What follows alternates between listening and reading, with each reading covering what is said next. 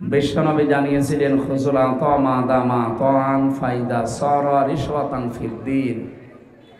হযরত মুআয ইবনে জাবাল রাদিয়াল্লাহু তাআলা আনহুকে তিনি যখন ইয়ামেনের গভর্নর করে পাঠাচ্ছিলেন তখন এই কথাগুলো তাকে শুনিয়েছিলেন যে মুআয, তুমি হাদিয়া তোহফা ওই পর্যন্ত গ্রহণ করতে পারবা যতক্ষণ ওটা হাদিয়া থাকে, কিন্তু যদি ওটা হাদিয়ার পরিবর্তে ঘুষের পর্যায়ে পড়ে তখন ওইটা আর গ্রহণ করা যাবে না। এটার বলেছেন তিনি জীবনে কোনোদিন মিথ্যা কথা বলেননি। ১৫০০ বছর আগের কথা, আপনি ২০২৪ সালে এসে দেখেন তো এই কথাটা কত বাস্তব। আজ যারা রাষ্ট্রীয় দায়িত্বে আছে, বিভিন্ন প্রতিষ্ঠানে আছে, এই মানুষগুলো যারা দায়িত্বশীল দেখি এরা হাদিয়ার নাম করে ঘুষ নেয়। বলেন, আপনি হাদিয়া ওই পর্যন্ত গ্রহণ করতে পারেন যতক্ষণ হাদিয়া থাকবে, ওটা যদি হাদিয়ার পরিবর্তে ঘুষের পর্যায়ে পড়ে ততক্ষণ ওইটা আর নেওয়া যাবে না। নবীজি এরপরে বলেন আলাস্তুম বিতারিকিহি ইয়ামনাউকুমুল ফাকরা ওয়াল হাজা, সময় এমন আসবে তোমরা বাধ্য হবে, তোমাদের ব্যক্তি, পরিবার, সমাজ এবং রাষ্ট্র এমনভাবে গঠন করা থাকবে যে হাদিয়ার নাম করে এই ঘুষ নিতে তোমরা বাধ্য হবে। তোমাদের প্রয়োজন, তোমাদের এই অসচ্ছলতা, তোমাদের দারিদ্রতা তোমাদেরকে এটা বাধ্য করবে। এই দুইজন মিলে দিচ্ছে, একজন দিলে হবে। হ্যাঁ, বাতাস লাগবে, একজন বসে থাকেন। এর পরের শব্দ নবীজি বলেন আনা ইন্না রহাল ইসলামে দায়রাতুন। এই হাদিসটার কথাগুলো বাস্তবে শুধু মিলে গেলে হবে না, এখান থেকে নিয়ে এখন থেকে আমাদের প্র্যাকটিক্যাল লাইফে মিলানো লাগবে। নবীজি বলেন আলা ইন্না রহাল ইসলামে দায়রাতুন, সাবধান, ইসলামের যে চাকা, ইসলামের যে চাকা আছে এটা কিন্তু অটোমেটিক ঘুরতেই থাকবে। আপনি হয় ইসলামের সাথে থাকবেন, আপনাকে নিয়ে ইসলাম বিজয়ী হবে, অথবা আপনি পেছনে থাকবেন, আপনাকে ছাড়া ইসলাম বিজয়ী হবে। এটা বিজয়ী হওয়ার জন্যই পৃথিবীতে এসেছে। ওয়াল্লাযী আরসালা রাসূলাহু বিল হুদা ওয়া দীনিল হক, তিনি সে আল্লাহ যিনি দ্বীনে হক সহ পৃথিবীতে তার রাসূলকে পাঠিয়েছেন। লিইয়ুযহিরাহু আলা দ্বীনি কুল্লি, কেন পাঠালেন? যত দিন বলে চালু করা আছে এই পৃথিবীতে, দিন মানে আমরা অনেকে মনে করি ধর্ম। দিনের 19টা অর্থ পেয়েছি আমি, একটাও দিন মানে ধর্ম লেখা নেই। দিন মানে প্রথম অর্থ হচ্ছে কিয়ামতের দিন। দিন মানে কোন দিন বলেন? যে প্রত্যেক দিন আমাদের মুখ দিয়ে এই শব্দটা আল্লাহ বের করে নেয়, মালিক ইয়াউমিদ্দিন। কিয়ামতের দিবসের মালিক কে বলেন তো?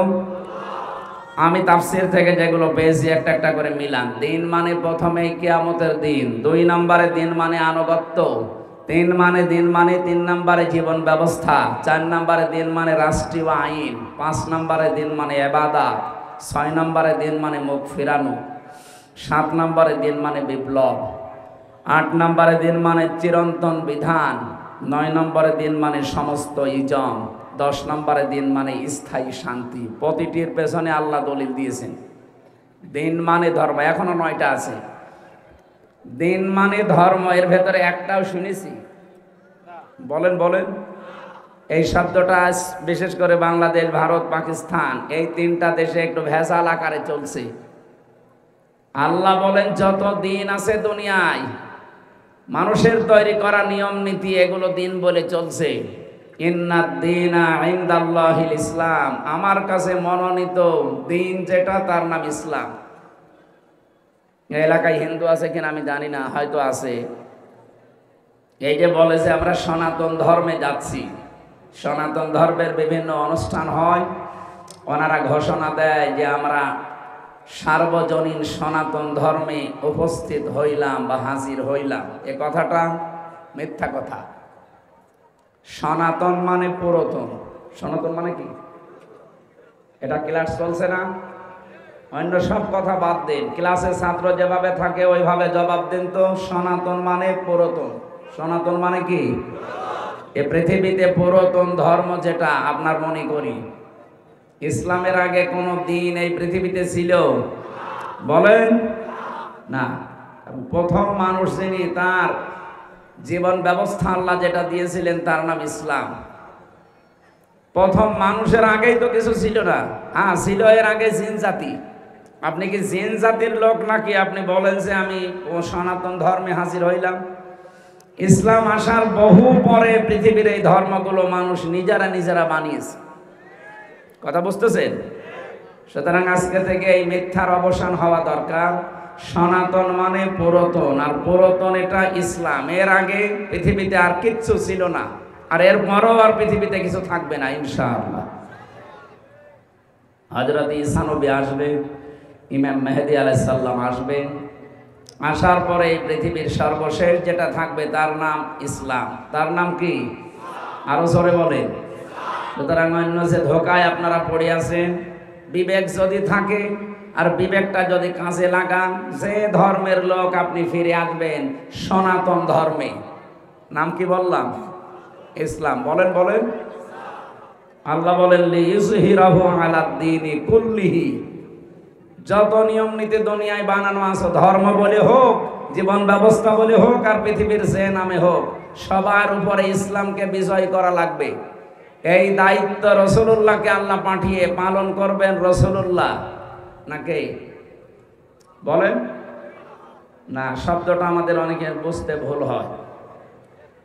আল্লাহ বলেন আমি রাসূলকে এই দায়িত্ব দিয়ে পাঠালাম। তিনি যে দায়িত্ব পালন করে দিনকে বিজয় করে দেখাবে, এই ক্ষমতা রাসূলকে আল্লাহ দেয়নি। তার দায়িত্ব সে পালন করবে, কিন্তু এটা একেবারে এজহার করে দেখানোর দায়িত্ব, বিজয় করার দায়িত্ব কার? কাউকে আল্লাহ এটা দেয়নি।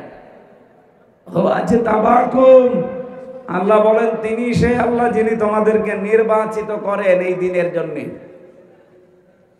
আমি শব্দটা বললাম হুয়াজতাবাকুম, এজতেবা মানে যারা আলেম আছে, যারা আরবি গ্রামার জানে জিজ্ঞাসা করবেন। এজতেবা মানে নির্বাচিত করা। নির্বাচিত করা হয় যে পদ্ধতিতে, তার নাম নির্বাচন। তার নাম কি? জবান খুলে বলেন তো। নির্বাচন করার মাধ্যমে মানুষকে নির্বাচিত করা হয়। এটা আমরা শুনি না, এটা আমরা দেখি না। তো কপাল আমাদের খারাপ। 15.5 বছরে দেশে নির্বাচনই হলো না, নির্বাচিত হন কি করি? আপনার লজ্জা লাগে না এ কথা বলতে যে আমরা নির্বাচিত এমপি? বাইরের দেশে এখন আপনি এই 20 ভাগ পর সরাচ্ছেন যে আমরা তো নির্বাচিত সরকার ছিলাম। যাদের জন্ম অবৈধ তারাই এই মিথ্যা কথা বলতে পারে।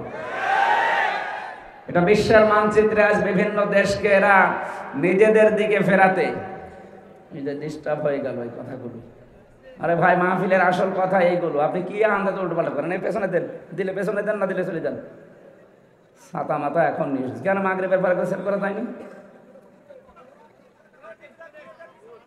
আবার এখানে দেখছেন ওই পেছনের লোকজন চিল্লাবে আর এক ঝামেলা হবে। এই জায়গায় দেন, দেন দেন, এখানে দেন।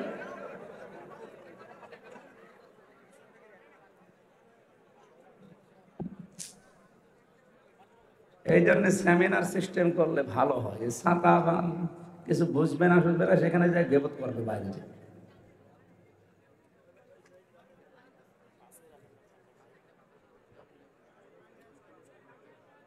এই লক্ষাধিক মানুষকে কথা না শুনি, আমাদের 10 জন মানুষকে কথা শোনালে ভালো, যাদের দ্বারা কাজ হবে। ছাতা যে পায়খানা করবে ওরে দোকানে বসে বসে গেবত করবে। এই যে শুনছে হাফ আর হাফ শুনছে না, এই কারণে যারাই বসে আছেন প্রত্যেকেই যদি মনোযোগ সহকারে ছাত্রের মতো শুনতেন, আর যত কোরআনের কথা এই দেশে এখন হচ্ছে, এই দেশটা 41 সাল টার্গেট দেওয়া লাগবে না, 41 ঘন্টায় পরিবর্তন হয়ে যাবে। আল্লাহ বলেন আমি নির্বাচিত করি। সবাই আপনারা বলছেন নির্বাচিত করা হয় নির্বাচনের মাধ্যমে। 15 বছরে তো নির্বাচনই হয়নি। গতকালকে আমি এক এসপি সাহেবের অফিসে ছিলাম, উনি আমাকে বহু গোপন কথা শুনিয়েছে। উনি আমারে বলছিলেন দেখেন 2006 সালের পর থেকে সবচাইতে বড় ষড়যন্ত্র আরম্ভ হয়েছে। 8 সালের শেষে 9 সালে যে সরকার ক্ষমতায় এসেছে, এটা নির্বাচনের মাধ্যমে না, ষড়যন্ত্রের মাধ্যমে। কারণ আমরা তো দায়িত্বে ছিলাম, আমরা জানি। উনি একজন গবেষক মানুষ, চিন্তাশীল মানুষ, অনেক কিছু চিন্তা ভাবনা করে দেখলাম, সব যা যা বলেছিল সবগুলোই মিলছে এখন, এবং অতীতেও মিলে গেছে। সুতরাং যারা এখনো পর্যন্ত বাইরে বসে বসে মানুষকে, বিদেশি প্রভুদেরকে এটা বোঝাচ্ছেন যে আমরা নির্বাচিত ছিলাম, আমাদেরকে উৎখাত করেছে, এই মিথ্যা কথা বলার মাধ্যমে নিজের জন্মকে খারাপ করবে না। যার সন্তানদের 9টা বা 13টা গুণাগুণ পাওয়া যায় কোরআনে, তার ভেতরে অন্যতম এই গুণ, ওরা কথা বললে মিথ্যা কথা বলে। আপনি কি জারজ নাকি? এত মিথ্যা কথা বলেন কেন? আপনি কোরআন শরীফ হাতে নিয়ে, বুকে নিয়ে, যে ধর্মে আছেন ওই ধর্মের গ্রন্থ হাতে নিয়ে আপনার ইবাদত খানায় উঠে বলেন তো যে আমি নির্বাচিত ছিলাম এই 15.5 বছরে। আপনি বলতে পারবেন না? হ্যাঁ, আপনি বলতে পারবেন, কারণ আপনি ধর্ম মানেন না। ধর্মকে হাতিয়ার হিসাবে আপনি ব্যবহার করেছিলেন। এই কথা বলেন না কেন? আপনার মাথার পট্টি, হাতের তসবিহ, মুখের যে দাড়ি দেখলাম, এটা যে মেকি দরবেশ প্রমাণ করে দিয়েছে। এটা করেছিলেন মানুষকে ধোঁকা দিয়ে, বোকা বানিয়ে কোটিপতি হওয়ার জন্য। হয়েছিল, এখন আবার ফেরত দেওয়া লাগতেছে। 300 এমপি এবং নির্বাচন কমিশনে 15 জন দায়িত্বে ছিল, একজন পটল তুলেছে, এখনো 14 জন আছে। এদের সবার নামে দুদকে মামলা হয়েছে। এদের সম্পদ এই 15.5 বছরে কোথা থেকে এসেছে, কোথায় যাচ্ছে, সব হিসাব নেওয়া হচ্ছে। একটাও ছাড় দেওয়া হবে না। যা করেছেন আল্লাহ সব ধরিয়ে দিচ্ছে। কারণ এই জালেমদের বিরুদ্ধে অবস্থান সরাসরি আমার আল্লাহ। কার বলেন? এই জন্য এই কথা যারা এখনো ছড়াচ্ছেন, আজকেও ছড়িয়েছে। কয়েকটা বিশ্বের খবর আমি পেয়েছি, তারা ওখানে ওখানে লোকজন পাঠিয়ে বলছে আমরা নির্বাচিত ছিলাম, আমাদেরকে উৎখাত করেছি। এই মিথ্যা কথা দুনিয়ার মানুষও এখন জেনে ফেলছে। আমরাও এটা যেন বেশি বেশি ছড়াই। কারণ নির্বাচনই হয়নি, আপনি নির্বাচিত হইলেন কি করে? নির্বাচন হওয়ার আগেই যদি 154 জন এমপি হয়ে যায়, দিনের ভোট যদি রাতে হয়ে যায়, এরপরও আপনি মুখ ফুলিয়ে বলেন আমি নির্বাচিত ছিলাম, আপনার লজ্জা শরম কিচ্ছু নেই। আর লজ্জা নেই, তার ঈমান নেই। এক কথা বলেন না কেন? ঈমান যার নেই সে বেঈমান। আপনি একটা একটা করে মিলান তো, যার লজ্জা নেই তার ঈমান। এটা তো আমি বানালাম, হাদিস না এটা, যে লজ্জা যার নেই তার ঈমান আছে। ঈমান যার নেই সেটা কি? আরো জোরে বলে, আরো জোরে বলে। বেঈমান মরে গেলে তার জানাজা হয়, কবরে দেয়, নাম ধরে বলে তো বল না হুজুর। তাহলে বেঈমান যারা, এই লোকটা যদি মরে যায় যোগী ঠাকুর, তার যদি জানাজা না হয়, কবরে না দেওয়া হয়, এনার সাথে যার চরিত্র মিলবে যোগী ঠাকুরের সাথে, সেও তো এরকমই। তারেও কবর নেই, জানাজা নেই, এদের মতো পুড়িয়ে ফেলা লাগবে। এখন চিন্তা করে ভাবনা করে বলেন যে কথাটা কত দূর গেল। এদেশে বহু বেঈমান এখন তাহলে বের হবে না? লজ্জা নেই। লজ্জা না থাকলেই মানুষ যা ইচ্ছা তাই করতে পারে। এই কথা বলেন না কেন? আল্লাহ বলেন আমি নির্বাচিত করি। নির্বাচন হয় না, নির্বাচিত করেন কি করে আপনি? আল্লাহ নির্বাচিত করলেন কি করে? লক্ষ লক্ষ নবী পাঠিয়েছিলেন এই দুনিয়ায়। কম বেশি সবাই আল্লাহর কাছে আরজি করেছিল যে আমাদেরকে আল্লাহ তুমি নবী বানিয়েছো, খুশি আছি। নবী না বানিয়েও যদি শেষ নবীর উম্মত বানাতে, তাহলে আমরা খুশি থাকতাম। আল্লাহ সব নবীর দোয়া কবুল করেছিলেন। তাদের ভেতরে নির্বাচিত করেছেন মাত্র 2 জনকে, হযরত ঈসা আলাইহিস সালাম, আর একজন আসবে ইমাম মাহদী, উনি আমাদের নবীর উম্মত। উনিও আসবে নবী হয়ে না, উম্মত হয়ে। মুসা নবী বারবার বলতেন আল্লাহ তুমি আমাকে নবী বানিয়েছো, আমি খুশি হয়েছি। যদি আমাকে তুমি শেষ নবীর উম্মত বানাতে, তাও আমি খুশি থাকতাম। আল্লাহ বলেন না, তোমার এই দরখাস্ত কবুল হবে না। বলেন তো, মুসা নবীর মতো এত বড় পাওয়ারফুল নবী, আল্লাহ নিজে বলেছেন মুসা আমি তোমাকে আমার নিজের জন্য বানিয়েছি। আল্লাহর সাথে কথা বলতেন সরাসরি, কালিমুল্লাহ বলা হয় তাকে। এই মানুষের আরজিও কবুল হয়নি, তিনিও নির্বাচিত হতে পারেননি এই বিশ্ব নবীর উম্মত হতে। আর আমাদেরকে আল্লাহ নির্বাচনের মাধ্যমে নির্বাচিত করলেন শেষ নবীর উম্মত হিসাবে। এর পরের শব্দ কি? ওমা জাআলা আলাইকুম ফিদ্দীনি মিন হারাজ। হে নবী, দিনের উপরে চলতে গিয়ে যত বিপদ আপদ মুসিবত আসে এটা আপনি সরিয়ে দিয়েছেন, বিষয়টা এমন না। জাআলার ফাইল আল্লাহ সরাসরি নিজে। দিনের উপরে চলতে গিয়ে এই 15.5 বছরে যত মুসিবত যত ঝামেলা এসেছে সবগুলো ওভারকাম করেছে আল্লাহ স্বয়ং নিজে। নাই তো দেখেন তো ইসলামপন্থী যারা এদেশে বিশেষ করে দিনের উপরে চলতো, হ্যাঁ মুনাফিকদের কথা বাদ দিলাম, শুধু ইসলামের উপরে চলার কারণে তাদের যোগ্যতা আছে, এরপরও তাদের যে জায়গাটা পাওয়ার কথা ওই জায়গায় যেতে দেয়নি, যেখানে যাওয়ার কথা পৌঁছানোর কথা ওই জায়গায় যেতে দেয়নি। তাদের পেছনে পরীক্ষা নিরীক্ষা করে দেখেছে না ইসলাম মানে সব বন্ধ করে দিয়েছে। এই কথা বলে না কেন? এটা যে কত বড় জুলুম, এই 15.5 বছরে যারা এটা করেছেন এখন তাদের উপর এটা করা দরকার। আপনি টের পাবেন যে বাস্তবতা কত কঠিন। আজকে একজন আত্মহত্যা করেছে, যুবলীগের এক নেতা। ওর সব কিছু এই আগস্টের 5 তারিখের পর থেকে পর্যন্ত হয়তো হারিয়ে গেছে, নাই মানুষ নিয়ে গেছে, কারণ হারামি মাল থাকে না। কথা বলে না কেন? হারামি মাল হারামি অবস্থায় চলে গেছে। যারাই নিয়েছে হয় মারধর করে হোক, চুরি করে হোক, ডাকাতি করে হোক, ছিনতাই করে হোক, যে যেভাবে পাইছে নিয়েছে। আপনি নিয়ে এসেছিলেন ওইভাবে, চলেও গেছে ওইভাবে। এখন তার বাস্তব প্র্যাকটিক্যাল লাইফ চালানো হয়ে গেছে, বড় কঠিন। আজকে আত্মহত্যা করেছে। আপনি যদি এতটুকু সহ্য করে 2.5 মাসের ভেতরে আত্মহত্যা করেন, 15.5 বছর যাদের উপরে এই অবস্থা ছিল তাদের তো আরো আগে মরে যাওয়ার দরকার ছিল। তারা টিকে আছে না? কিয়ামত পর্যন্ত এই অবস্থায় থাকলেও তারা টিকে থাকবে। কারণ এই দেশে যারা একামতে দিনের দায়িত্ব পালন করে তারা আল্লাহ ছাড়া কাউকে ভরসাও করে না, ভয়ও করে। এটার বাস্তব পরীক্ষা এদেশের মানুষ নিয়েছে ও হয়ে গেছে। কারণ আমরা দিনের ওপরে চলতে গিয়ে বাধা বিপত্তি আসে, এগুলো আমরা সরিয়ে দেই না আল্লাহ সরাই? বলেন বলেন। এই জন্য আল্লাহ পাক যে দিন পাঠিয়েছেন এই দিন আল্লাহ নিজে সরিয়ে দেবেন, অন্যান্য ধর্মে বাদ দিয়ে এটাকে প্রতিষ্ঠিত করার দায়িত্ব আল্লাহ। আমরা বিশ্বাস এবং আগ্রহ আকাঙ্ক্ষা নিয়ে যা দেখতে পাচ্ছি, সামনে আল্লাহর দিন বাংলাদেশে প্রতিষ্ঠিত হবে ইনশাআল্লাহ। কোরআনের পাখি শহীদ আল্লামা দেলাওয়ার হোসাইন সাইদি রহমতুল্লাহ আলাইহি জীবনে যেই কয়টা কথা এদেশে বলেছিলেন সবগুলো একটা একটা করে বাস্তব রূপ নিচ্ছে। তিনি বলেছিলেন যে ইঁদুরের গর্থরা জালেমরা পাবে না, আল্লাহ ঠিক সেইটাই করে দিয়েছে। কি অবস্থা এখন টের পাচ্ছেন?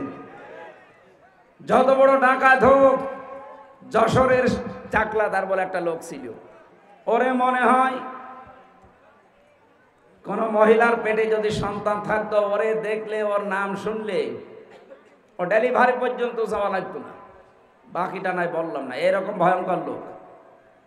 অথচ আল্লাহ তার এত অপমান অপদস্থ এবং এমন ভয় দিয়েছে, আপনি যশোরে খোঁজ খবর নিয়ে দেখেন, জান্নাত বানিয়েছিল, সব জনগণ গুড়িয়ে দিয়েছে। কারণ ওটা বানানো হারামি টাকা দিয়ে, চলেও গেছে হারামি কাজে। জনগণ একটাও নেয়নি, সব পুড়িয়ে নষ্ট করে দিয়েছে। আমরা যেটা বলার জন্য এ পর্যন্ত বারবার বারবার রিপিট করছি, দুনিয়াতে আল্লাহ পাঠিয়েছেন দিন, এটার খাদেম আমরা, এটার মালিক আমরা না। আমরা চেষ্টা চালিয়ে যাব এই দেশে যেন আল্লাহর দিন কায়েম করা যায়। হলে ভালো, না হলেও আমাদের কোনো লস নেই, আমাদের বেতন আছে। কথা বলেন না কেন? আমাদের বেতন দেওয়া হবে বিকাল 5টায়, তার মানে জীবনের শেষ দিন। ওয়াবুদ রব্বাকা হাত্তা ইয়াতিয়াকাল ইয়াকিন। দিনের আমি 8 নাম্বার অর্থ বলেছিলাম না, দিন মানে ইবাদত। দিন মানে কি বলেন বলেন। সুতরাং আমরা যেন ইবাদত ওই পর্যন্ত করি, দিন ওই পর্যন্ত মানি যতক্ষণ আমার কাছে ইয়াকিন না আসে, মরণ না আসে। মরণ পর্যন্ত আমাদের জীবনের টার্গেটই এইটা, যে এই দেশে কি করে দিন কায়েম করা যায়। আমি নাম ধরেই বলছি, এ দেশে যারা একামতে দিন কায়েম করতে চায় তাদেরকে জিজ্ঞাসা করেন তো, ধরে ধরে এক একটারে, যাই তোরা কি চাস এই দেশে জামাত ইসলাম প্রতিষ্ঠা হোক? ও আন্দাজে না বুঝে বলছে। জামাত ইসলাম প্রতিষ্ঠা চাই কোন কারণে? আমরা চাই এদেশে আল্লাহর দিন প্রতিষ্ঠা হোক। যেহেতু জামাত ইসলাম এই কাজটা করে সর্বাগ্নে বেশি, সবার উপরে এরা আছে, এই কারণে আমরা এটা সাপোর্ট করি। অন্য কোন দল যদি এর চাইতে ভালো অবস্থানে থাকে, বিশ্বাস করেন এক্ষুনি সব জামাত বাদ দিয়ে ওই দলে যাবে। কিন্তু আমরা দেখতে পাচ্ছি 15.5 বছরে জেল জুলুম, মানুষকে গম করা, খুন করা, আয়না ঘরে রাখার সবচাইতে বেশি হয়েছে জামাত ইসলামের লোক।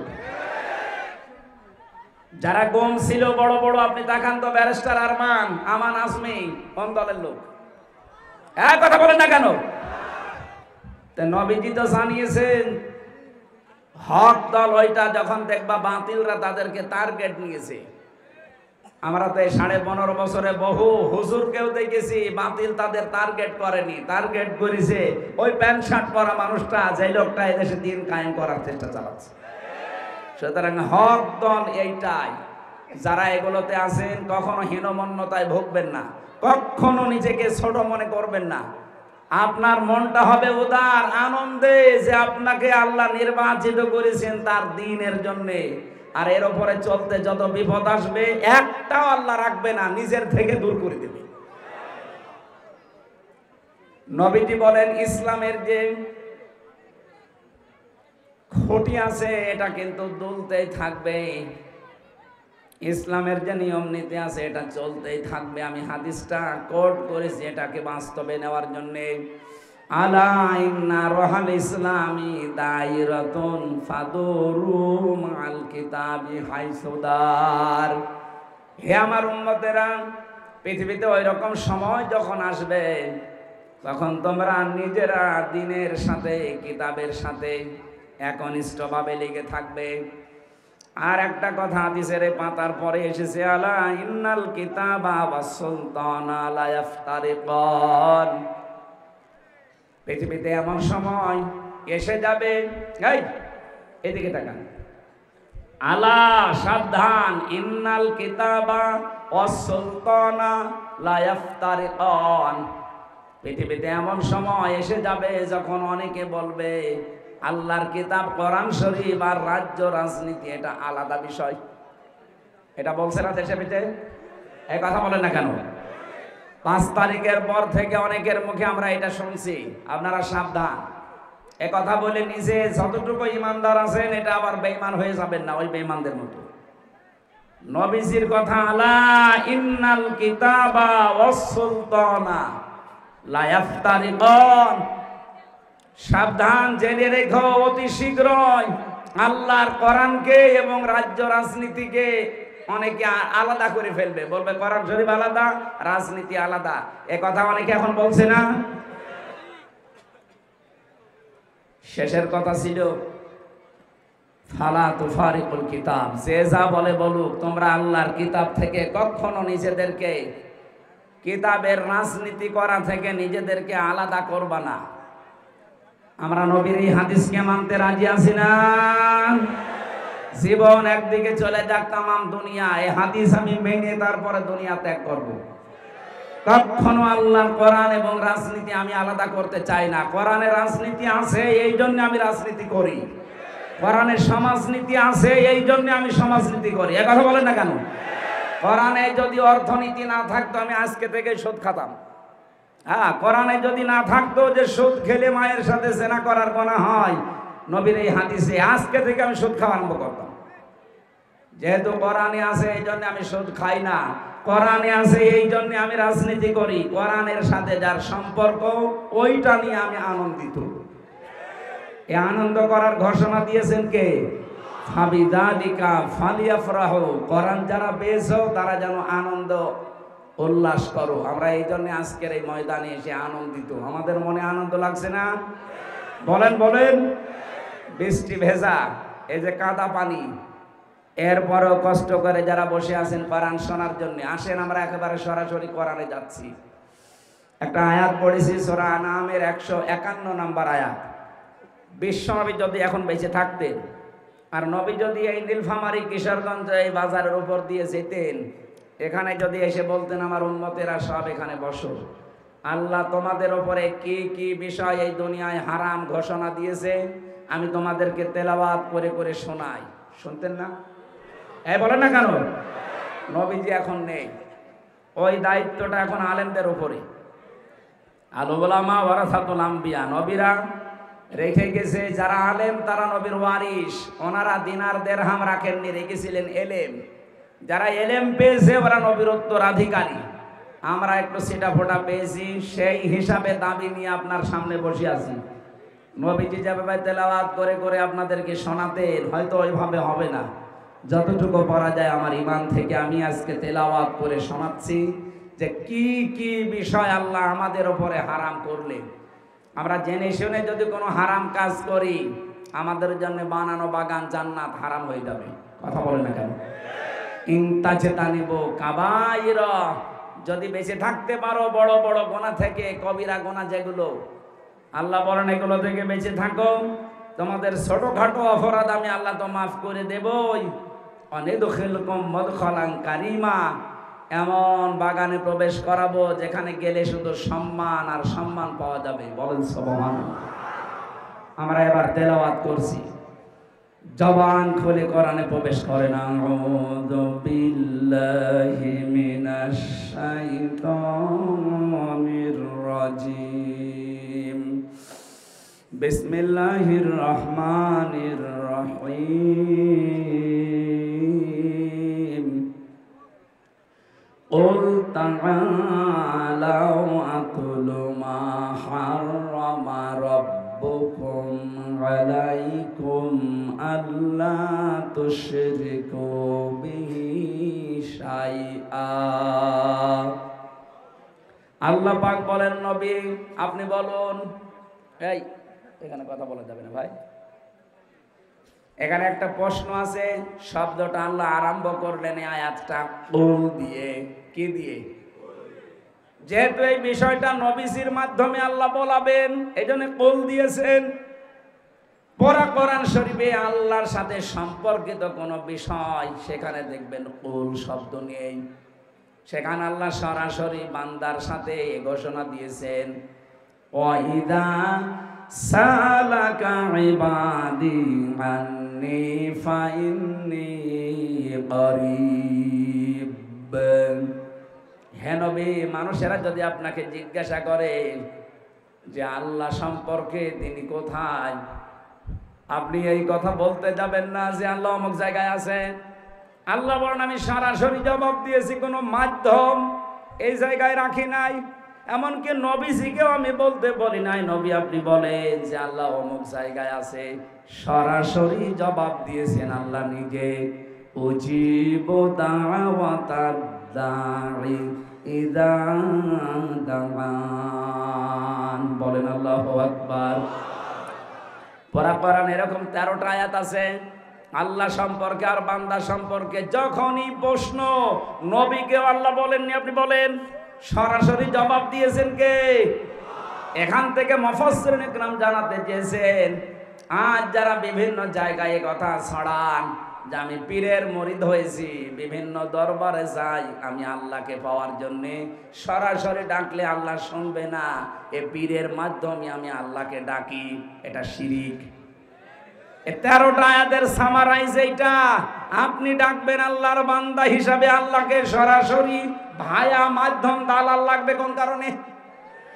এই দালালগুলো ইসলামের নাম নিয়ে হাজার হাজার টাকা পয়সা কামাই করে খাচ্ছে, মাঝখানে শিরিক আর বেদাত ছড়াচ্ছে।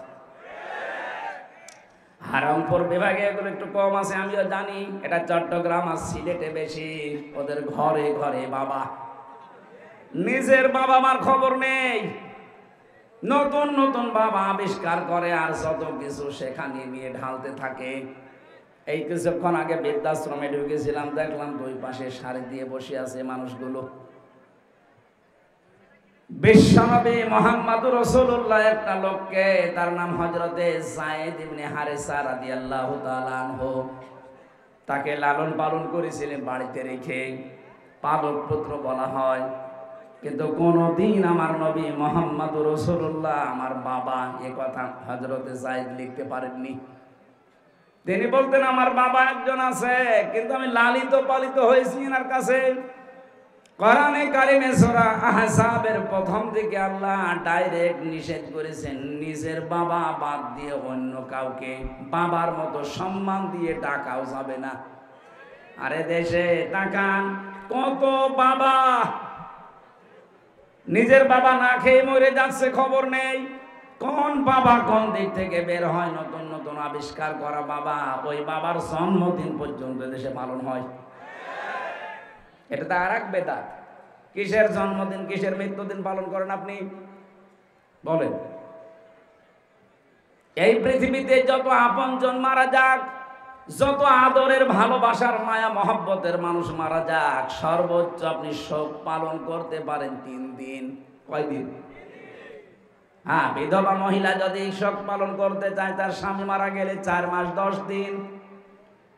এর উপরে আর পৃথিবীতে শোক নেই। সে যত ভালো মানুষ হোক, 4 মাস 10 দিন পর ওই মহিলা যদি আবার বিয়ে করতে চায়, কোনো অসুবিধা নেই। আরো তার গার্জিয়ানদের উচিত যে আরো বিয়ে দিয়ে দেওয়া। এটা নিয়ে যদিও আমাদের এই সমস্ত দেশে একটু উল্টাপাল্টা কথা ছড়া না, স্বামী মরে গেল আবার বিয়ে করবো, কি গো কি গো মানে? ওরে আল্লাহ যৌবন দিয়েছে, বিধান দিয়েছেন আল্লাহ। আপনি এই সমস্ত উল্টাপাল্টা কথা যদি বলেন ইসলামের কোনো বিধান নিয়ে, আপনার ইমানে সমস্যা হবে। তাহলে আজকে থেকে বুঝলেন, যত আদরের মানুষ হোক, সে আপনার ছেলে হতে পারে, আপনার মেয়ে হতে পারে, বাবা হতে পারে, নেতা হতে পারে, শোক পালন করবেন সর্বোচ্চ কয়দিন? আরো জোরে বলেন বলেন। আর বিধবা মহিলার জন্য 4 মাস 10 দিন। আপনি একেবারে নিরপেক্ষ দৃষ্টি দিয়ে বলেন, অন্য কোনো দিকে না তাকিয়ে আমার দিকে তাকিয়ে বলেন। এদেশে অনেকেই মারা গেছে, তাদের জন্য বছরে বছরে শোক পালন করা হচ্ছে 50 বছর একাধারে। কেন? ওটা আপনার কি, আপনার স্বামী নাকি? বলেন, আপনি ভান্ডামি করার জায়গা পান না?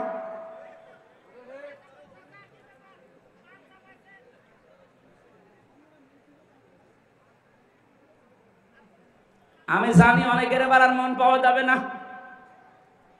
চার দোকানে এখন এসে কেবল শুরু করবে যে হুজুর মনে হয় উল্টা দিকে যাচ্ছে। আরে ভাই, উল্টা দিকে না, নবীজি আসলে নবীজি এই হাদিসটাই শোনাতেন। কথা বলেন না কেন? শোক পালন করবেন এখন থেকে, যেই মারা যাক। আপনার বউ যদি মরে যায়, যাক কয়দিন? বলেন বলেন। আর মেয়ে লোকের জন্য তার শুধু স্বামী মারা গেলে, ওখানে একটা বিষয় লুকিয়ে আছে, গোপন বিষয়। এই জন্য ওদেরকে 4 মাস 10 দিন সময় দেওয়া হয়। 3 মাস একাধারে, যেহেতু তার মাসে 3 দিন 5 দিন 7 দিন শরীর খারাপ থাকে, সন্তান হবার একটা সময় আছে। এখানে আমার মনে হয় এই মাসলা না বলাই ভালো, আপনারা বুঝবেন না।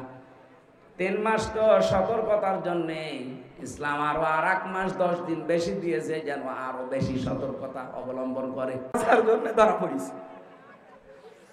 জেলার আর সোফার যখন মাঝে মাঝে আসতো, একদিন ধরা পড়েছে, দেখলাম বিচার করছে, বললাম কি হয়েছে? রাইটার আমারে বলছে, হুজুর গাছ আর গাছ লাগিয়েছে। নীলফামারী বাসী, আমার মূল কথা এইটা, আল্লাহকে ডাকতে হলে কোনো মাধ্যম তালাশ করার দরকার নেই। একবারে আপনি আল্লাহকে ডাকবেন, কারণ আল্লাহ আপনাকে হাতে করে বানিয়েছেন। সুবহানাল্লাহ বলতে পারেন না? আমা কুন্না আনিল খালকি গাফিলিন। আমি আমার কোন সৃষ্টি সম্পর্কে গাফেল না। সব সৃষ্টি আমার নখদর্পণে আছে। এমনকি পানির নিচে, সাগরের নিচে, পাথরের উপরে কালো পিপিলিকা খোদার যন্ত্রণায় যখন চিৎকার মারে, ওইটা আমি আল্লাহ আরশে বসে শুনতে পাই। বাংলার মুসলমানেরা চিন্তা করেন, সাগরের নিচে, নদীর নিচে, পাথরের উপরে কালো পিঁপড়া যদি খোদার যন্ত্রণায় চিৎকার মারে, আল্লাহ যদি আরশে বসে শুনে, তা আমরা নীলফামারিয়া কিশোরগঞ্জে বসে আল্লাহ পাককে কোনো বিপদে পড়ে ডাক দিলে উনি শুনবে না, আর একটা মাধ্যম লাগবে। সুতরাং এই ভণ্ডামি বাদ দেওয়া লাগবে এই মুসলিম দেশে। কথা বলেন ঠিক কিনা? নাহানু আকরাবু ইলাইহি মিন হাবলিল ওয়ারিদ। আমি আল্লাহ একেবারে আমার বান্দার শাহরগের চাইতেও নিকটে আছি। অকালা রব্বুকুম উদউনি আস্তাজিব লাকুম। আমাকে ডাকো, আমি আল্লাহ ডাকের সাড়া দেব। মাঝখানে এই শব্দগুলোতে লক্ষ্য করেন, একটা কুল নেই। কুল আছে? এরকম 13টা এরপরে কোরআনে দেখেছি আমি, একটাও আল্লাহ কোল দেয়নি যে নবী আপনি বলেন, অথচ আয়াতের প্রথম শব্দ কোল। হে নবী আপনি বলেন এই কথা, তাআলাও তোমরা আসো, আতলু আমি তেলাওয়াত করে শোনাই, মা হাররামা যা হারাম করেছে, আলাইকুম তোমাদের উপরে, রব্বুকুম তোমাদের রব। তার মানে নবীজি এসে যদি এখানে বসে বসে বলতেন, ও আমার উম্মতেরা নীলফামারীবাসী এখানে একটু বসো, আল্লাহ তোমাদের উপরে কি কি হারাম করেছে আমি তেলাওয়াত করে করে শোনাই, যেরকম মন নিয়ে আগ্রহ নিয়ে আপনি শুনতেন, আপনি মনে করবেন ঠিক এই জায়গায় মুহাম্মাদুর রাসূলুল্লাহর ওয়ারিস বসে বসে আমাদের এই কথাই শোনাচ্ছে। ওই মন নিয়ে আপনাকে শোনা লাগবে। কথা বলেন ঠিক কিনা? এবার 1 নম্বরে আল্লাহ বলেন, নবী আপনি ওদের বলেন, আল্লাহ তুশরিকু বিহি শাইআ। জীবনে 1 নম্বরে হারাম ঘোষণা আল্লাহ দিয়েছেন যে আল্লাহর সাথে শরীক করা যাবে না। কি করা যাবে না? পৃথিবীতে 7টা অপরাধের কথা আমি পড়েছি, এটা মিশকাত শরীফের হাদিস। এই 7টা অপরাধ মানুষকে ধ্বংস করে ছাড়ে, মানুষকে নিঃশেষ করে দেয়, তার অস্তিত্ব রাখে না। 1 নম্বরে এই দুনিয়ায় কোনো মানুষ যদি শিরিক করে আল্লাহর সাথে, আমার আল্লাহ পাক তাকে ধ্বংস করেই দেবেন, এইটাই ফাইনাল। এটা শুধু দুনিয়া না, ফিদ দুনিয়া ওয়াল আখিরাত, দুনিয়া এবং আখিরাতে উভয় জগতে সে ধ্বংস। এটা রেকর্ড হচ্ছে সারা দেশে কালকে যাবে। শুধু আমি মুসলমানদের জন্য বলছি না, অন্যান্য ধর্মে যারা আছেন আপনারা বুঝে করেন না বুঝে করেন, আমাদের মালিক যিনি আসল মালিক, আমাদের রব যিনি আমাদের সবাইকে বানিয়েছেন, ইয়া আইয়ুহান নাসু তাকু রাব্বাকুমুল্লাযী খালাকাকুম ইলা আখির আয়াত। আল্লাহ পাক বলেন, হে মানব মণ্ডলী আমি আল্লাহ তোমাদেরকে বানিয়েছি। জোরে বলেন সুবহানাল্লাহ। অমুসলিম ভাইরা, আপনাদের ঈমান নেই আমরাও জানি, কিন্তু আপনাদের বিবেক আছে।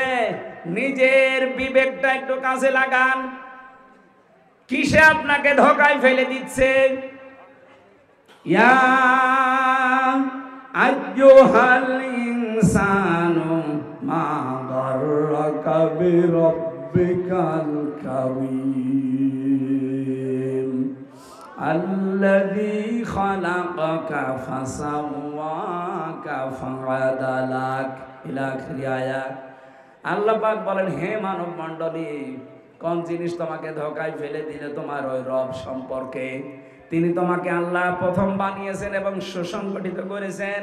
এই যে মাথা থেকে পা পর্যন্ত একটু নিজের চেহারা আয়নার সামনে নিয়ে দেখো, সবচাইতে সুন্দর আকৃতি দিয়ে আল্লাহ তোমারে তৈরি করেছেন। নিজের হাতে বানান, নিজের হাতে রং দেন, তুলি দেন, নিজের হাতে সৌন্দর্য বৃদ্ধি করেন, কয়েকদিন পরে নিজে আবার মুখে লাথি দিয়ে ডুবিয়ে ফেলেন। আমরা শুনলাম যে আপনারা শিক্ষিত। কিসের শিক্ষিত আপনি? আপনারা শিক্ষাটা একটু কাজে লাগাতে পারেন না? বিবেক তো অন্তত আছে, ঈমান না এখনো আনেননি। বিবেকটা কি হয়েছে আপনার? আমার মনে হয় যদি হালকা কেউ বিবেককে কাজে লাগাতে পারে, ওই লোকটাই পৃথিবীতে ইসলাম বাদ দিয়ে আর কিচ্ছু মানবে না। আল্লাহর নবীর কাছে একজন বেদুইন এসেছিল, একজন মুশরিক, ডাক দিয়ে বলে, হে রাসূল আমি আপনার এই ধর্ম নিতে চাই। বিশ্বনবী বলেন, ধর্ম তোমাকে গ্রহণ করাচ্ছি, তোমার এই কাঁধের উপরে এটা কি? তোমার এই মূর্তিটার নাক ভেঙেছে কি করে? লোকটা বলে, হে নবী এটা আমার মূর্তি না, এটা আমার খোদা। সব সময় আমি সঙ্গে রাখি বিপদ থেকে বাঁচার জন্যে। না জানি কখন কোন বিপদে পড়ে যায়, এর সাহায্য লাগবে। হঠাৎ করে রে টয়লেট সারার জন্য আমি রাস্তার পাশে রেখে গেলাম, এসে দেখি ওর মাথা থেকে পা পর্যন্ত পুরা ভিজা। চিন্তা করলাম খোদার গা ভিজা, না জানি কোন রহমত বরকতের পানি হবে। কিন্তু দেখছি না, চিন্তা ভাবনা করে রহমতের পানি বরকতের পানি মনে করে আমি জহব্বা দিয়ে একটু চাটলাম, দেখি একটা ঝাঁজ ঝাঁজ লাগে আর গন্ধ। বরকতের পানি যদি হবে তবে গন্ধ হবে কেন? আশপাশে তাকালাম, দেখলাম দূরে একটা কুকুর দাঁড়িয়ে আছে, ওর নিচ দিয়ে পানি টপকাচ্ছে। এবার আমি টের পেয়েছি যে কোন রহমতের পানি। মেজাজ গেল খারাপ হয়ে ওরে মাথার উপরে নিয়ে দিলাম আষাঢ়। তুই কি হোদা না খোদা? নিজেকে কুকুরের প্রসাব থেকে বাঁচাতে পারো না, আমারে বাঁচাবে বিপদে পড়লে কি করে? হে নবী, এর অসারতা, এর মিথ্যাচার, এর দুর্বলতা, এর যা কিছু আয়েব সব আমি ধরে ফেলেছি। এগুলো সব ধোঁকা, এগুলো সব বানানো বিষয়। আমি আর এদের উপর ভরসা করতে চাই না। ভরসা যার উপরে করা যায়, আমাকে সেই ধর্মে আপনি দীক্ষিত করান। এটা প্রমাণ হয়ে গেছে ১৫০০ বছর আগে পৃথিবীতে ইসলাম বাদ দিয়ে কোনো কিছুর উপরে ভরসা করা। আরো জোরে বলেন। সুতরাং অন্য ধর্মে যারা আছেন, আহ্বান জানাচ্ছি, ওয়েলকাম করছি, আসেন। আপনাকে এখনই ইসলাম গ্রহণ করা লাগবে না। আপনি একটু বসেন আপনার বিবেকটা দিয়ে। কোরআনে কারীম সবার জন্য ওপেন, নয়তো আবার হামজা কিয়ামতে আল্লাহর কাঠগড়ায় দাঁড় করাবে আল্লাহ। যে শুধু মুসলমানদের জন্য কথা বললে, ওখানে অনেক অমুসলিম ছিল, বুঝে না বুঝে তারা আমাকে বাদ দিয়ে চলতো। একটা বারের জন্য আমি আল্লাহর বিধানের দিকে তাকে ডাক দিলে না। আমি যুক্তি দিয়ে, কোরআনের আয়াত দিয়ে বাস্তবতা তুলে ধরে দাওয়াত দিয়েছি। যারা অন্য ধর্মে আছেন, আমার কিন্তু সামনে এখন এই কয়জন না, রেকর্ড হচ্ছে এই সারা দেশ এখন আমার সামনে। কথা বলেন ঠিক কিনা? সবাইকে উদ্দেশ্য করে বলছে, আপনি ফিরে আসেন ইসলামের দিকে। নামধারী মুসলমানও যারা আছেন, নামের আগে মোহাম্মদ লেখেন, নামের শেষে হোসাইন লেখেন। আপনারাও কিন্তু উল্টা পথে আছেন। ইসলাম বাদ দিয়ে যেখানে সেই তন্ত্র মন্ত্র ইসলামী আছেন, সব বাদ দিয়ে একটু বিবেকটা কাজে লাগান। গত পরশুদিন মির্জা আব্বাস সাহেবের কথা শোনার পর আমার একটা আশার সঞ্চার হচ্ছে। কথা যদি সত্যি উনি মন থেকে ওই 8টা পয়েন্ট বলে থাকে, এদেশে আর ষড়যন্ত্র করে কেউ লাভবান হতে পারবে না। কালকে যেখানে ছিলাম, এসপি সাহেব ওনার গোপন ঘরে আমাকে বলছিল, হুজুর, যখন দেখবেন এই দেশে বিএনপি আর জামাত, এই দুইটা দল মারামারি গন্ডগোল নিজেদের ভেতরে মনোমালিন্য করে সব আলাদা আলাদা হয়ে যাচ্ছে, দূরত্ব বাড়তেছে, তখন আপনি বিশ্বাস করতে পারেন যে ওই জালেমরা আবার আসার চেষ্টায় আছে। আমরা এটার পুনরাবৃত্তি হতে দেব না। উহুদের ময়দানে কিন্তু প্রথম আমাদের বিজয় হয়েছিল, এক কথা বলেন না কেন? কিন্তু এই বিজয়টা আমরা ধরে রাখতে পারিনি। এই বিজয়ের পরে পরে যখন নিজেরা মনে করলাম যে না, সব আমাদের আয়ত্তে এসে গেছে, গনিমতের মাল পোড়ানো আরম্ভ হয়ে গেছে, এদিক থেকে খালিদ ইবনে ওয়ালিদ কিছু লোকজন পাহাড়ের কোল ঘেঁষে গোপনে এসে জায়গায় 14 জন মানুষকে মেরে ফেলেছে। এই কথা বলছেন না কেন? আরে ভাই, 15.5 বছরের জঞ্জাল, সব জায়গায় জালেমরা টপ টু বটন ওরা ছিল, এখনো পর্যন্ত জালেম সব বিদায় নেয়নি। আমি তার কথা বলছি বারবার, উনি এই 15.5 বছর বৈষম্যের শিকার হয়েছিলেন। এখন এই কিছুদিন আগে, তিনি 2 মাস আগে দায়িত্ব পেয়েছেন। তিনি গোপন বিষয় সব জানেন, সব বলছিলেন আমাকে। উহুদের ময়দানের এই দৃশ্যগুলো আমাকে চোখে আঙ্গুল দিয়ে বললেন যে উহুদের ময়দানের দৃশ্যের দিকে আপনি তাকান না কেন? আপনি এই কথা জাতিকে বোঝাতে পারেন না? প্রথমে তো আমাদের বিজয় হয়েছিল, কিন্তু আমরা ধরে রাখতে পারি নাই। গনিমতের মাল কুড়াতে গিয়ে বিপদে পড়েছি। মাঝখান থেকে বড় বড় সাহাবীগুলো শহীদ হয়ে গেল। কথা বলে না কেন? জালেমরা বিদায় নিয়েছে ঠিক, কিন্তু তাদের দোসররা এখনো বিদায় নেয়নি। যেটা নিষিদ্ধ স্লোগান, সেটা এই দেশে এখনো অনেকের মুখ দিয়ে বের হচ্ছে। এই কথা বলেন না কেন? কত কয়েকদিন আগে দেখছেন না, জয় বাংলায় স্লোগান এখনো দিচ্ছে। আরে আপনি তো নিষিদ্ধ হয়ে গেছেন এই দেশে। এই স্লোগান দিলে কমপক্ষে 6 মাস থেকে 6 বছর জেল। পুলিশের আইজি সাহেব কয়েকদিন আগে ঘোষণা দিয়েছে, যদি এই দলের নাম নিয়ে কেউ মিছিলেও বের হয়, তার সন্ত্রাস বিরোধী আইনি মামলা দেওয়া হবে। আপনি এরপরেও কোন সাহসে এগুলো দিচ্ছেন? তার মানে বোঝা যাচ্ছে জালেমদের দোসর প্রেতাত্মা এখন এই দেশে আছে। আর এই অবস্থায় যদি আমরা মনোমালিন্য করি, সব পেয়ে গেছি, উহুদের ময়দানের মতো আমরা যদি এখন গনিমতের মাল পোড়ানো আরম্ভ করি, আরে ভাই, ওদের বুদ্ধি বোঝেন।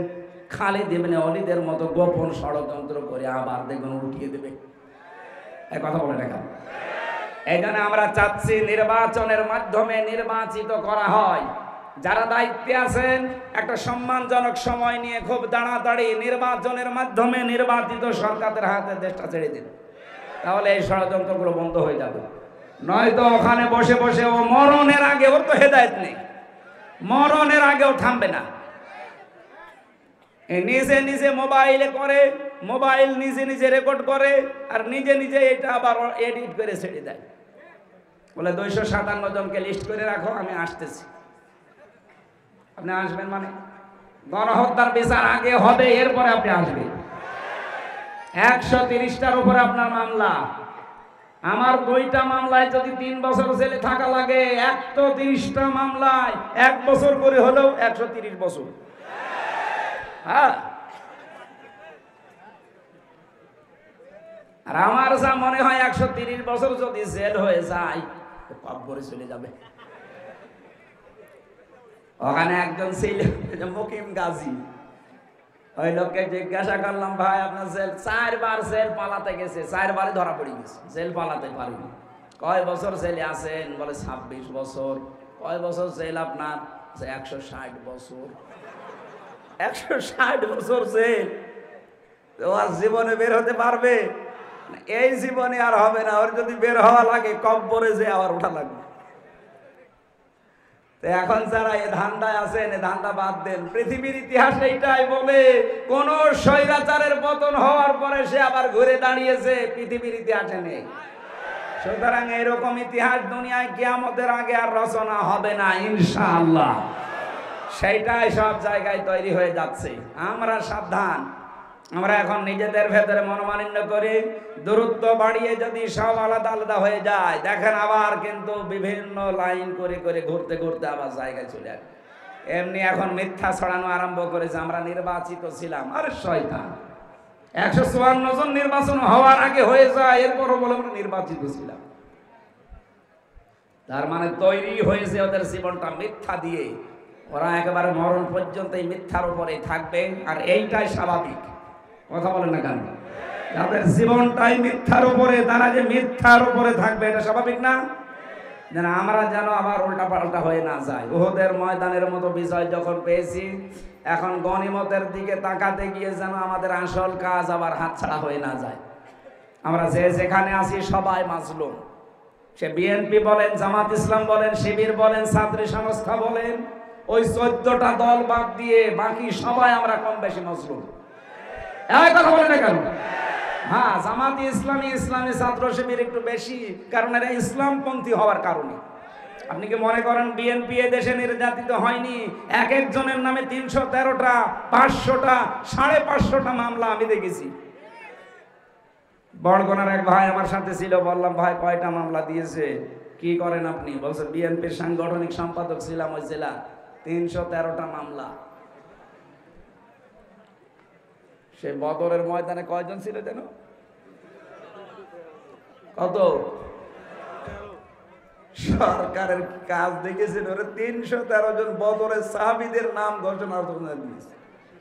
আমার এই 2 মামলায় হাজিরা দিতে আমার জীবন শেষ হয়ে যায়। ঢাকায় তো, কুষ্টিয়া থেকে ঢাকা যাওয়া আসা 500 কিলোমিটার, আর ওর বাড়ি আরো দূরে, সেই বড়গোনা পাথরঘাটা। এখান থেকে 350-313টা মামলা হাজিরা দিতে দিতে জীবন শেষ হয়ে যাবে না? তারাও নির্যাতিত কম না। সুতরাং আমরা এখন যদি আবার মনোমালিন্য করি করি নিজেরা আলাদা হয়ে যাই। আপনি দেখলেন না 15.5 বছরের অবস্থান কি? সব জায়গায় বৈষম্যের শিকার করে আমাদেরকে দূরে রেখে দিয়েছিল। যোগ্যতা থাকার পরও চেয়ারে বসতে দেয়নি। শুধু নামের আগে নামের পরে জেলার নাম কি, ওইটা থাকলে ওর কোনো কিচ্ছু লাগে না। অথচ ওর পয়েন্ট হচ্ছে ম্যাট্রিক পরীক্ষায় 2.5, আর আমার 5 পয়েন্ট থাকার পরও আমার চাকরি হবে। এই বৈষম্যের শিকার ওরা বানিয়েছেন। শেষ পর্যন্ত এই রংপুরের এই শহীদ আবু সাইদ এটা আর সহ্য করতে না পেরে জীবন রেখে করবো কি? আমি লেখাপড়া করে অনার্স মাস্টার্স করে ফার্স্ট ক্লাস ফার্স্ট হওয়ার পর আমি চাকরি পাবো না। ওই 80 রোল নাম্বার যার, সে 35 লাখ টাকা দিয়ে দলি পরিচয় আছে ঢুকে পড়বে। ওই জায়গায় সে যদি 80 রোল নাম্বার নিয়ে ঢোকে, ও চেয়ার থাকবে? বলেন। সুতরাং বিসিএস এর নাম নিয়ে বিভিন্ন বিভাগে যাদেরকে এই কয় বছরে ঢুকিয়েছেন সবগুলো অবৈধ। এগুলোর সব আমরা অপসারণ চাই। এই কথা বলে না কেন? ওদেরকে দিয়ে দেন। দেখেন জালেমদের এই দোসর যারা ছিল, জালেমদের অনুসারী ছিল, সবগুলো তওবা করে বলবে বাবা শাহজালাল সব হালাল হয়ে গেছে, সব ফিরে আসবে। কারণ ওদের তো আর ঈমান নেই। আমাদের ঈমান ছিল। আমাদের কি ছিল? আমার সব কিছু ধ্বংস করার পরও আল্লাহ আমাকে টিকিয়ে রেখেছে আমাদের ঈমানের কারণে। আর ওদের মাত্র 2 মাস 7 দিনে আল্লাহ একেবারে সব শেষ করে দিয়েছে। কারণ ঈমান যখন যার থাকে না, যার শিরিক ভেতরে থাকে, তাকে আল্লাহ প্রথমে ধ্বংস করে দেয়। প্রথম শব্দ এটা। 7টা গোনা মানুষকে ধ্বংস করে দেয়। কয়টা? 1 নম্বরে যারা মানুষ আল্লাহর সাথে শিরিক করে। আর এইটা এই দেশে বদ্ধমূল করার জন্য এই দাদাদের মাধ্যমে খুব চেষ্টা চালিয়েছে। শিক্ষা ব্যবস্থার ভেতরে শিরিক ঢুকিয়েছে। কথা বলেন না কেন? আমরা এখন চাচ্ছি আমাদের আগের শিক্ষা ব্যবস্থায় নবীজির জীবনী ছিল, আবু বকরের ওই জীবনী ছিল, আমরা ওইগুলো আবার চাই। কথা বলেন না কেন? ওইগুলো বাদ দিয়ে কি শ্রীকৃষ্ণ রামকৃষ্ণ কোন বাবা তার জীবনে ঢুকিয়েছে যে এইভাবে জীবন গঠন করো, ওইভাবে জীবন গঠন করে করবো কি? আপনি মেজর ডালিনের লেখা, আমি মেজর ডালিন বলছি, এই বইটা একটু পড়েন তো। রেন্টো সাহেবের লেখা এই বইটা পড়েন তো, যে আমার ফাঁসি চাই। এরপরেও যদি কেউ জালেমদের ন্যূনতম প্রশংসা করে, আমার মনে হয় ওর বিবেকের উপরে কুকুরে পোশাক করছে। বইটা তোদের নিষিদ্ধ ছিল, পাননি, এখন পাওয়া যাচ্ছে। একটু নিয়ে পড়েন, দেখবেন জালেমদের প্রতি আপনার মন মানসিকতা কোন জায়গায় গিয়ে পৌঁছায়। আল্লাহর সাথে শিরিক করা এটা বড় জুলুম, আর এটা যারা করবে তারা জালেম। এই জন্য আমাদেরকে যদি এখন কেটে ফেলা হয়, আমাদেরকে যদি আগুনে পুড়িয়ে দেওয়া হয়, নবীজি বলেন তারপরও শিরিক করবা না। শিরিক না করে যদি মারা যেতে পারো, তোমার জন্য আল্লাহর বানানো জান্নাত মাস্ট বি অবধারিত। সুবহানাল্লাহ বলতে পারেন না? আল্লাহ রাব্বুল আলামিন বলেন অকদিমনা ইলা মা আমিলু মিন আমালিন ফাজআলনাহু হাবাআম মানসুরা। ও পৃথিবীর মানুষেরা, কিয়ামতে যেদিন তোমার আমলনামা আমার কাছে হাজির করা হবে, ওই দিন যদি আমলনামার ভেতরে দেখি যে কোনো শিরিক আছে, ওটার আমি দেখবো না, ধলি কণার মতো মুখের উপরে নিক্ষেপ করা হবে। বলেন নাউজুবিল্লাহ। বাংলার মানুষেরা, আমি আবার বলছি, আমার সামনে শুধু এখন এই 10,000 মানুষ না, আমার সামনে 18 কোটি মানুষ। এখন থেকে আজকে সিদ্ধান্ত নেবেন, যারা শুনতে পাচ্ছেন মিডিয়ার মাধ্যমে, তাদেরকে বলছি, জীবন যদি চলেও যায়, কোনোদিন আমরা আর শিরিক করব না। বলেন না কেন? আরো জোরে বলেন। এই দেশে যে কথাটা জারি করা আছে, সমস্ত ক্ষমতার উৎস জনগণ, এটা শিরিক। কুলিল্লাহুম্মা মালিকাল মুলক, এই আয়াত অনুযায়ী আল্লাহ বলেন আমি রাজত্বের মালিক, যাকে ইচ্ছা তাকে দান করি। সুতরাং ক্ষমতা জনগণের না আল্লাহর। আরো জোরে। যারা এই বিশ্বাসে আছেন, যে দলের লোক হন, ওখান থেকে আজকেই ফিরে আসেন। ক্ষমতার উৎস আল্লাহ, এইটাই আপনাকে বিশ্বাস করে মানা লাগবে। এই শব্দটা যাদের দলীয় কায়দায় লেখা নেই, ওই দল করা মুসলমানদের জন্য জায়েজ নেই। না, আমার মনে হয় আপনার মন খারাপ হয়ে গেল। আরে ভাই, আমি কোরআন শরীফ, কি করেন কি? গুরুত্বপূর্ণ সময় ঝামেলা করেন। ওগুলো কোনো প্রশ্ন দিলে মোনাজাতের পরে দেবেন। যেটা বলতে চাই এটা ক্লিয়ার হওয়া লাগবে, নয়তো মাহফিল দিয়ে করবেন কি? আপনি 10 দিন এভাবে শুনলেন, শোনার পরে যদি ওই শিরিক নিয়েই মারা যান, আপনি ওর ওই জালেমরা তো একই। এই মাহফিল বছরে বছরে না দিয়ে আমার মনে হয় ওই কীর্তন দেওয়া ভালো। কারণ ওরা কীর্তন দিয়ে শিরিক করে মারা যাচ্ছে, আর আপনি এইটা দিয়ে ওই বিশ্বাস নিয়ে মারা যাচ্ছে।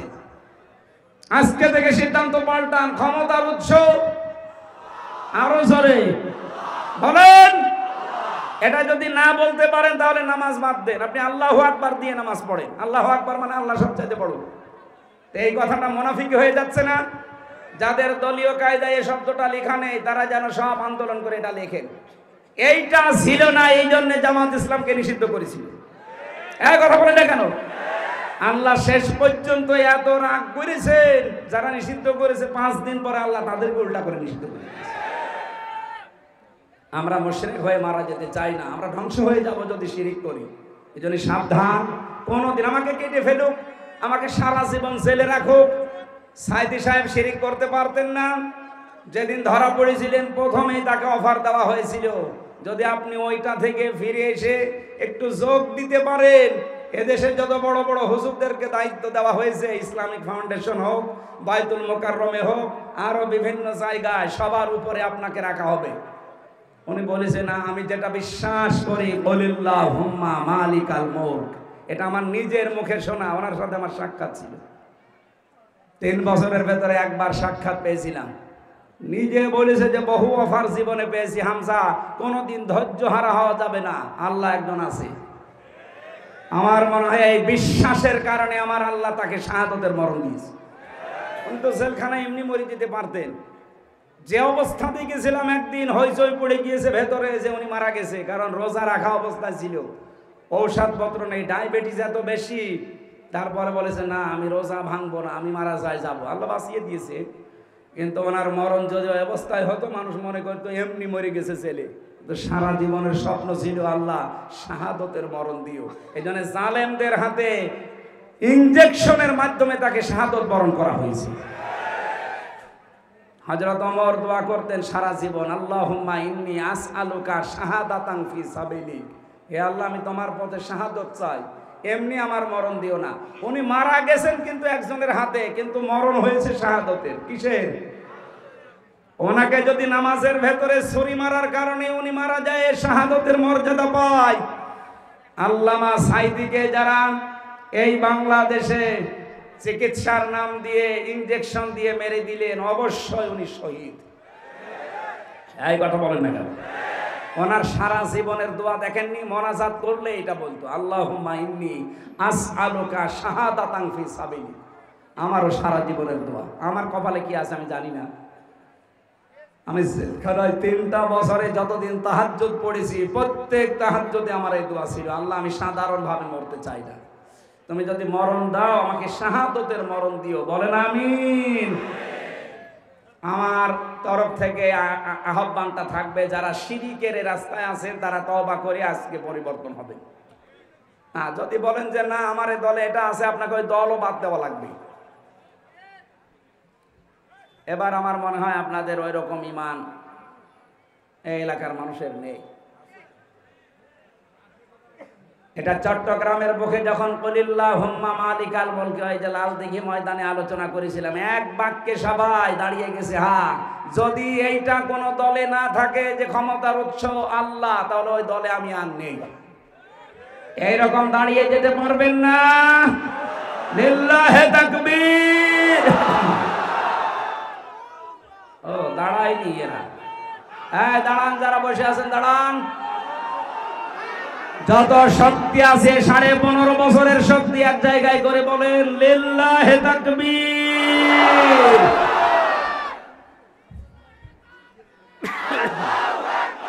আলহামদুলিল্লাহ।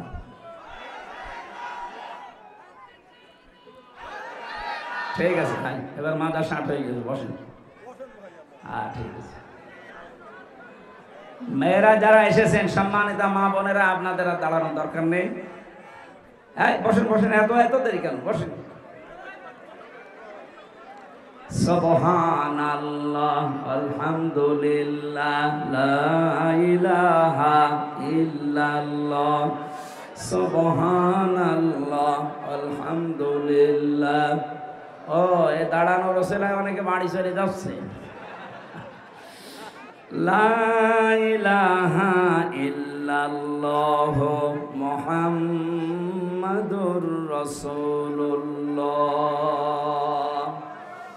আমার ভাইরা, যে 7টা অপরাধ মানুষকে ধ্বংস করে, নষ্ট করে ফেলে, বরবাদ করে দেয়, তার 1 নম্বরে শিরিক করা।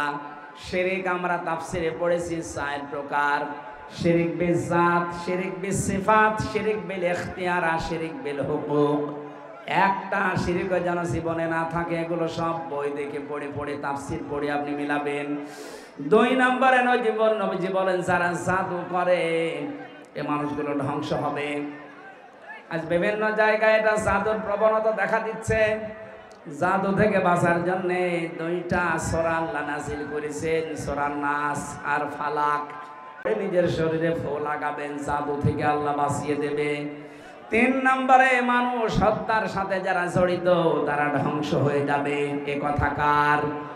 আরো জোরে বলেন কার? 3732 জন মানুষের হত্যার তালিকা বের হয়েছে। এই আগস্টের 5 তারিখের আগ পর্যন্ত যারা 3732 জন মানুষের হত্যার সাথে জড়িত, বিশেষ করে এই 6 সালে 2006 সালের অক্টোবর মাসের আজকে যে দিনটা চলে গেল 28 তারিখ, এই দিন যারা লগি বৈঠার মাধ্যমে মানুষকে হত্যা করেছেন তারা জীবনেও এদেশে সফল হতে পারবেন না।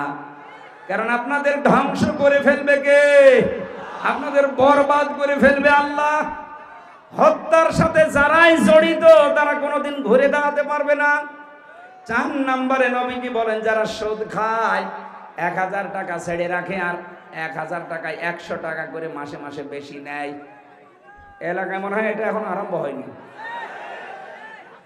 কারা কারা এটা খান হাত তোলেন তো। আলহামদুলিল্লাহ, যাক এখন শুরু হয়নি। 5 নম্বরে যারা এতিমের মাল সম্পদ আত্মসাৎ করেন। এই দেশে আমরা যারা এই 15.5 বছরে বাস করলাম, 1628 জন মানুষের নিচে আমরা সবাই এই দেশে এতিম। আমরা অনেকেই মনে করি এতিম মানে যাদের মা বাবা নেই। আরে ভাই, এটা তো এতিম, এতিমের বহু সংজ্ঞা আছে। উপরে যারাই থাকবে দায়িত্বে, তাদের নিচে যারা, সবাই আমরা এতিম। একটা জেলা চালায় এসপি, এসপির নিচে ওই প্রশাসনের যত মানুষ আছে সবাই তার কাছে এতিম। এই কথা বলেন না কেন? একটা প্রতিষ্ঠানে যিনি ব্যবস্থাপনা পরিচালক আছেন, তার নিচে যত মানুষ কাজ করে 50,000 মনে করেন, সবাই তার কাছে এতিম। আমি আকিস গ্রুপে চাকরি করতাম ওই সময়, এখন মাসে 1 দিন করি, জমার নামাজের দায়িত্বে আছি ঢাকাতে। ওনার আন্ডারে আকিস গ্রুপের এখন যিনি চেয়ারম্যান, মালিক, নির্বাহী পরিচালক ডাক্তার শেখ মহিউদ্দিন সাহেব। আকিস গ্রুপের যত প্রতিষ্ঠান আছে সারা বাংলাদেশে, উনি যে আকিস কোম্পানির বড় সাইডে, এই জন্য উনি চেয়ারম্যান, উনি বড়। যত মানুষ ওনার দায়িত্বে আছে। আমি এই হাদিসটা ওনাকে শুনিয়েছিলাম, আপনি কিন্তু দায়িত্বশীল, আপনার নিচে আমরা যারা আছি সবাই এতিম। কথা বলেন না কেন? এতিমদের সাথে যদি আপনি খারাপ ব্যবহার করেন, আপনি যেমন নবীজির সাথে খারাপ ব্যবহার করলেন। উনি সতর্ক হয়ে গেছে। আগের জীবন অনেক পাল্টিয়েছে, দেখলাম মানুষের সাথে এখন রূঢ় ব্যবহারের পরিবর্তে খুব কোমল আচরণ করে। কোরআনে কারিম এখন এই 70-72 বছর বয়স, মুখস্থ করতে আরম্ভ করেছে। অলরেডি প্রায় 2.5 পারা ওই বয়সে মুখস্থ করে ফেলেছে। ওনার জীবনের বড় আকাঙ্ক্ষা উনি যেন আমার মতো হাফেজ হতে পারেন। বলেন আমিন। এই জন্য এতিমের মাল যেন আমরা কেউ আত্মসাৎ না করি। এই দেশে যারা দরবেশের নামে এতিমের মাল আত্মসাৎ করেছে, প্রশ্ন আসতে পারে উনি এতিমের মাল না, উনি জনগণের মাল। তো জনগণ আমরা কি? আমরা এতিম ছিলাম না? 36,000 কোটি টাকা মারিং কাটিং করেছে। এটা এস আলম গ্রুপ ইসলামী ব্যাংক থেকে 75,000 কোটি টাকা মারিং কাটিং করেছে। এরা এতিমের মাল আত্মসাৎকারী, এরা ধ্বংস হবে। আমরা যেন আবার না হয়ে যাই। কত মানুষের ভাই মারা যায়, এতিম সম্পদ, এতিমের সম্পদ তো দেওয়ার কথা। এতিমের সম্পদ না দিয়ে তার আত্মসাৎ করে সম্পদ নিয়ে উনি আবার হজে যায়। ওর হজ কবুল হওয়া তো দূরের কথা, জিদ্দার বিমানবন্দরও আসবে না। আবার আলহাজ লেখে এতিমের সম্পদ আত্মসাৎ করে হজ করেছে। নাম কি? আলহাজ। কিসের আলহাজ? আপনি জেলহাজ। ওরে জেলে দেওয়া দরকার। 6 নম্বরে পেয়েছি যারা জিহাদের ময়দান হতে পলায়ন করে। এই হাদিসটা মনে হয় আবু সাঈদ মুগ্ধ ভাইরা জেনেছে। এজন্য যে জিহাদ গেল, নিজেরা পলায়ন করা দূরের কথা, আর বুক পেতে দিয়েছে। কথা বলেন ঠিক কিনা? জিহাদ এখনো শেষ হয়ে যায়নি। যতদিন এই দেশে আল্লাহর দ্বীন কায়েম না হবে, এ দেশের মুসলমানদের জিহাদ বন্ধ হবে না ইনশাআল্লাহ। আল জিহাদু মাদিন ইলা ইয়াউমিল কিয়ামা, জিহাদ চলবে কিয়ামত পর্যন্ত। সুতরাং সামনে যদি এরকম পরিবেশ আছে, আবু সাঈদের মতো এভাবে তো হাত উজাড় করে দিয়ে বুক দেওয়া যাবে না। ইসলামী যদি এ দেশে কায়েম না হয়, তা আমি 200 বছর বেঁচে থেকে আমার লাভ কি? 7 নম্বরে যারা সতী সাধবী নারীর উপরে অপবাদ দেয়, এদেশে বহু ইসলামপন্থী মানুষদের উপরে আন্দাজে চরিত্রের উপরে দোষ দিয়ে তাদেরকে বছরের পর বছরে জেলে নিয়েছে, গুম করেছে, খুন করেছে, আয়না ঘরে রেখেছে।